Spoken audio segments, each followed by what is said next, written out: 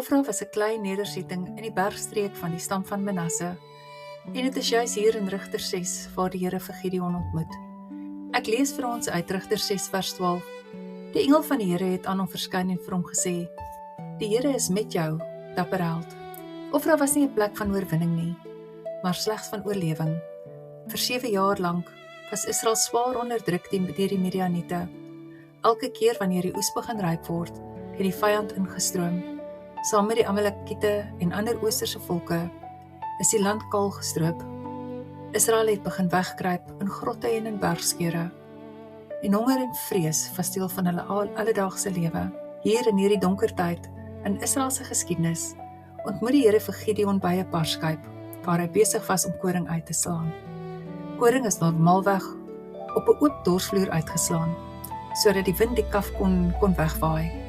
Maar Gideon werk onder, uit die oog van die vyand, net om iets van die oets te probeer red. Die Here spreek hom aan met die woorde, wat amper ondenkbaar klink. Dapper held. Gideon kyk net na sy hartseer omstandighede. Maar die Here sien die potensiaal. Die Here noem hom nie volgens wie hy op daardie oomblik is nie, maar volgens wat vir hom moontlik is deur die Here. Terwyl Israel verward en moedeloos is, begin die Here die verlossing by een man in 'n versteekte plek. Maar Gideon se eerste opdrag is nie om teen Midian te veg nie. Hy moes eers sy eie huis van alle afgode reinig. Hier in Ofra, by sy pa se huis, is daar 'n Baal-altaar en 'n gewyde paal aan Asherah. Tekens dat Israel die Here verlaat het. Die grootste probleem was nie die vyand buite nie, maar die afgode wat in die huis was. Gideon het nie kans gesien om dit oordag te doen nie, maar in die nag het Gideon die altaar afgebreek en die paal afgekap. Daarna bou hy 'n altaar vir die Here en offer 'n bul van 7 jaar oud. Dit was net so lank soos wat Israel deur Midian onderdruk het. Ons kan nie dink wat 'n groot offerande hierdie was, om te dink hierdie bul was gespaar vir daardie tyd. Dit is asof die jare van lyding simbolies voor die Here neergelê word. Ware bevryding begin wanneer aanbidding herstel word. Toe die inwoners van die dorp die volgende oggend sien wat gebeur, wou hulle vir Gideon doodmaak.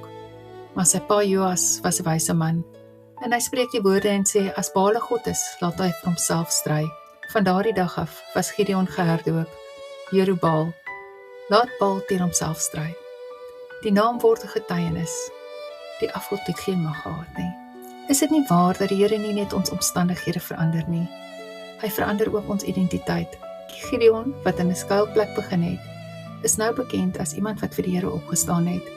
Die man wat eers probeer wegkruip het, word 'n teken dat die Here alleen God is. So ontmoet die Here ons ook in ons wegkruipplekke, wanneer ons moeg is en moeg probeer om aan te hou.